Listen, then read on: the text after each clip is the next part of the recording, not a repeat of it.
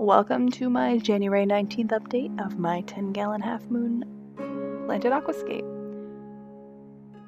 Today I bought a half-moon beta male, and this little clip here is demonstrating how easy it is to kind of zoom in and out of the driftwood. There's a lot of little cave areas and places with overhanging branches. Lots of places for him to hide and hang out.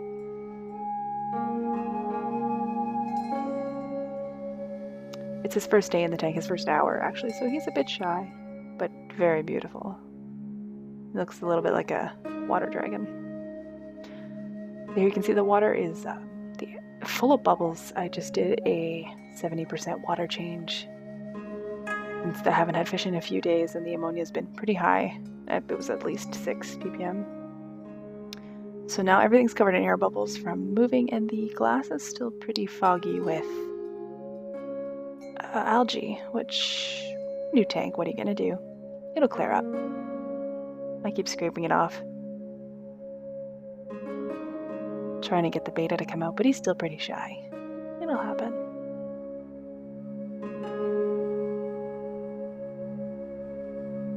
At the same time, I noticed a little bit of blackbeard algae on the anubias to the right.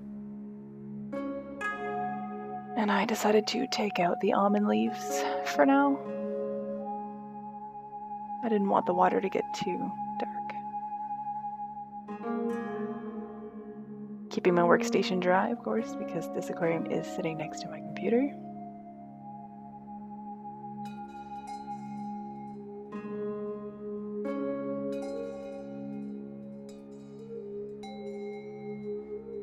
Reattaching the Marimo ball to the driftwood. It comes loose every once in a while. I use them that way.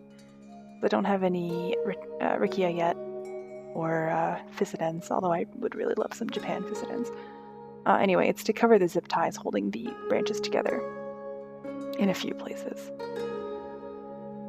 Like I said, I'll put some actual moss over it eventually.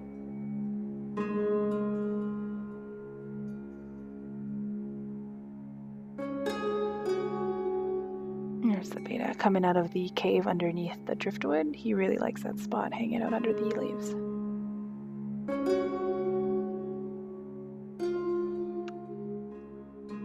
I'm filming this with my iPad, getting it to tilt at the right angle so that I don't have to hold it. I have to use different things to prop it up.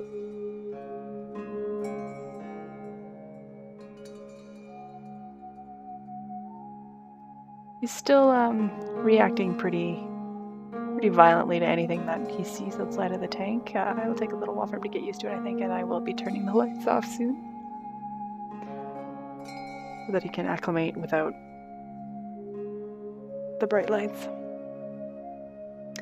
I'm probably gone getting some peroxide right now, hydrogen peroxide. I'm going to be treating that blackbeard algae on those anubias leaves.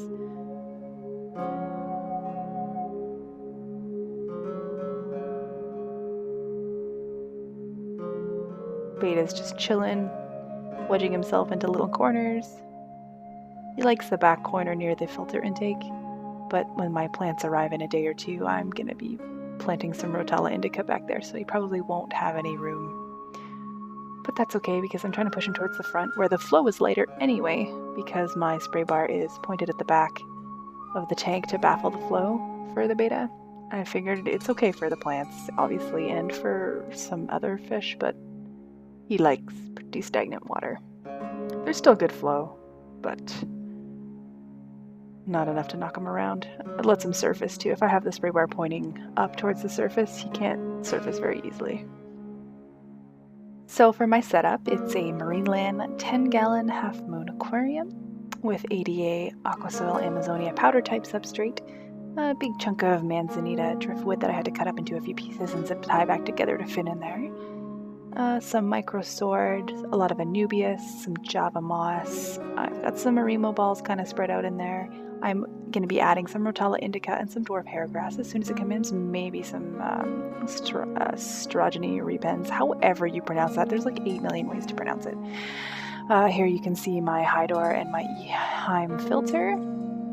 My bucket and all my aquascaping tools are just kept there.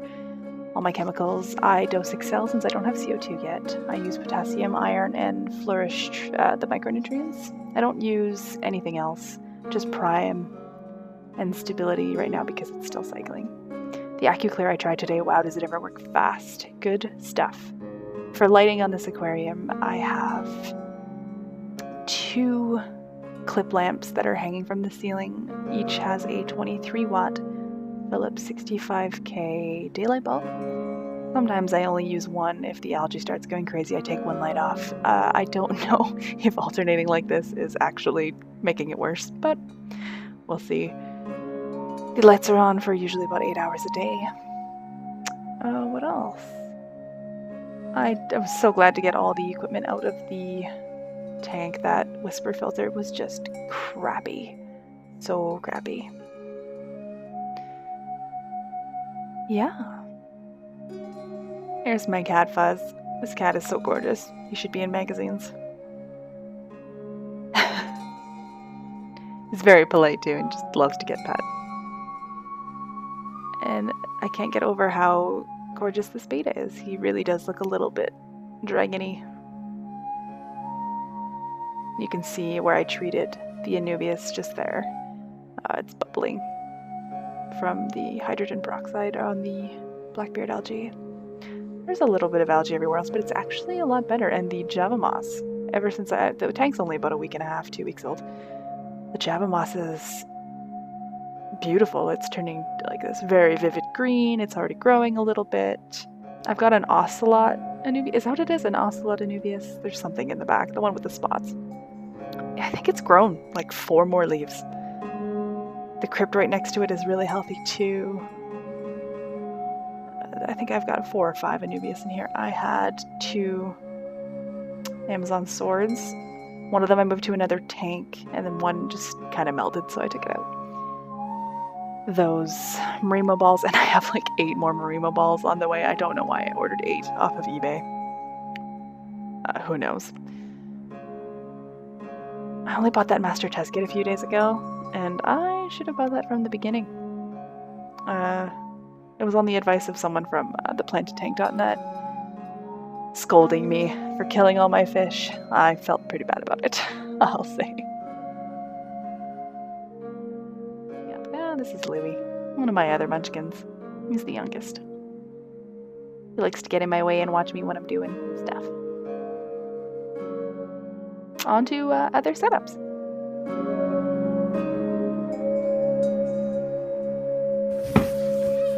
This is my mom's setup for a new betta tank. The LED light bar in the background, it cycles colors. It's also got a bubbler, but my little guy's got a little bit of a case of, it's hard to see because he's so dark, but he's got a little bit of fin rot. There you go, you can see it better now. Yeah, my poor little guy. So I'm gonna take care of that without the bubbler, moving the water around. I'm gonna change the water every day. Tomorrow I'll put some aquarium salt in. But he's a pretty happy betta, apart from that.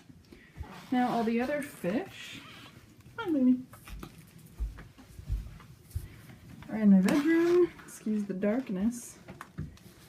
In this tank, which has yet to be planted.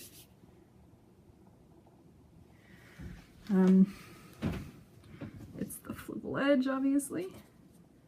So my 3 guppies are the native residents of this tank, and currently it also is housing my mystery snail, Slow-Mo, who will be leaving us shortly, because he tears up my plants. I love him, but... And 4 neon tetras, which are troopers, man. Troopers. They've been through 4 tanks, changes, crazy high ammonia levels in a cycling tank, where all the other fish died but them. 4 of them. They're tough little guys. See that plant? It had 6 leaves. Beautiful, healthy, growing. And now they've been nibbled and 3 leaves are missing. I had to tear them out because of this guy. Yep. So I'm gonna give him to a friend.